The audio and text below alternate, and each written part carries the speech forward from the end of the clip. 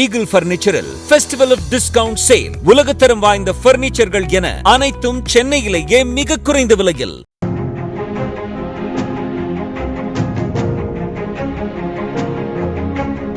ஆஸ்திரேலியாவில் நடைபெற்று வரும் பிக் பேஷ் லீக் தொடரில் சிட்னி சிக்ஸர்ஸ் அணி வெற்றி பெற்ற பின்னரும் பாபர் அசாமிற்கும் ஸ்டீவ் ஸ்மித்திற்கும் ஏற்பட்ட கருத்து மோதல் காரணமாக அணியின் டிரெஸ்ஸிங் ரூமில் ஒரு பெரிய சர்ச்சை வெடித்திருக்கிறது.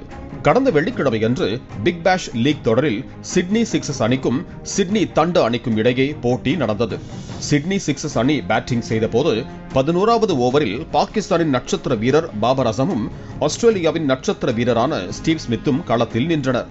பிக் பேஷ் லீக் தொடரில் பவர் சர்ஜ் என்ற முறை உள்ளது. அதாவது 10வது ஓவருக்கு பிறகு பேட்டிங் செய்யும் அணி ஏதாவது 2 ஓவர்களை தேர்வு செய்தால் எதிர் அணியில் 2 வீரர்கள் மட்டுமே பவர் பிளே வட்டத்தை தாண்டி நிற்பார்கள். இந்த நிலையில் 11வது ஓவரின் கடைசி பந்தில் பாபர் அசம் பந்தை தட்டிவிட்டு ஒரு ரன் எடுக்க முயன்றார். அப்போது அவர் 40 ரன்களில் இருந்தார். ஆனால் மறுமுனையில் இருந்த ஸ்டீவ் ஸ்மித் வேண்டாம், நீ ஓடாதே என்று தடுத்து பாபரை ஸ்ட்ரைக்கில் இருந்து மாற்ற மறுத்துவிட்டார். அடுத்த ஓவரில் பவர் சர்ஜ் என்பதால் தானே ஸ்ட்ரைக்கில் இருந்து அடிக்க வேண்டும் என்று ஸ்மித் நினைத்தார். பாபர் அசமின் ஸ்ட்ரைக் ரேட் குறைவாக இருந்ததும் மற்றொரு காரணமாக பார்க்கப்படுகிறது. பின்னர் அந்த ஓவரை எதிர்கொண்ட ஸ்மித் அதிரடியாக 4 சிக்ஸர்களை பறக்க விட்டு ஒரு ஓவரில் 32 ரன்களை விளாசி தள்ளினார். இதனைத் தொடர்ந்து அடுத்த ஓவரை எதிர்கொண்ட பாபர் அசம் முதல் பந்திலேயே அவுட் ஆனார்.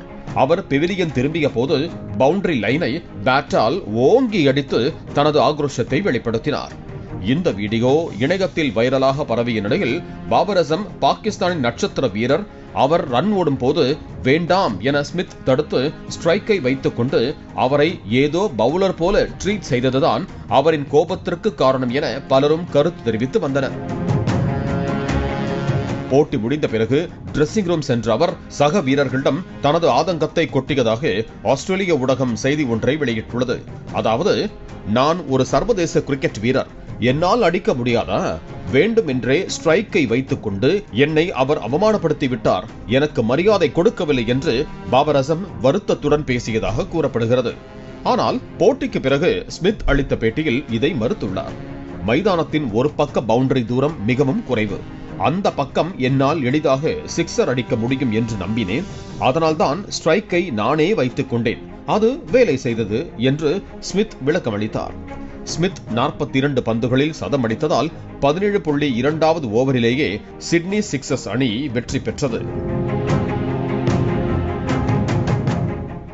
இதற்கு முன்பு பாகிஸ்தான் அணியின் wicket keeper batsman Rizwan Big Bash League தொடரில் விளையாடிய போது மெதுவாக விளையாடுவதாக அந்த அணியே ரிட்டையர்ட் அவுட் ஆகுமாறு கூறி களத்தில் நின்ற ரிஸ்வானை வெளியே வருமாறு கூறியது. இது பலரையும் அதிர்ச்சியடைய வைத்தது. அது மட்டுமல்லாமல் பாகிஸ்தான் அணியின் நட்சத்திர பந்து வீச்சாளராக அறியப்பட்ட Shaheen Afridi big Bash League தொடரில் விளையாடிய போது தொடர்ந்து ஆபத்தான 2 பீம பந்துகளை வீசினால் பொறுமை இழந்த நடுவர்கள் ஷஹீன் அஃப்ரிடியை அந்த ஓவரின் பாதியிலேயே தடுத்து நிறுத்தி, நீங்க பந்து வீசியது போதும், இனி பந்து வீச முடியாது என்று கூறி பந்து வீச்சில் இருந்து நீக்கினர். ஏற்கனவே பிக் பேஷ் லீக் தொடரில் பாகிஸ்தான் வீரர்களான ரிஸ்வான், ஷஹீன் அஃப்ரிடிக்கு மோசமான அனுபவமாக அமைந்த நிலையில் தற்போது கடைசியாகத்தான் வந்தார் விநாயக் என்பது போல பாபர் அசமும் அந்த பட்டியலில் இடம் பிடித்திருக்கிறார். இதனை பார்த்த பலரும் பாகிஸ்தான் வீரர்களுக்கு மட்டும் ஏன் இப்படியெல்லாம் நடக்கிறது என அனுதாபங்களை தெரிவித்து வருகிறார்கள்.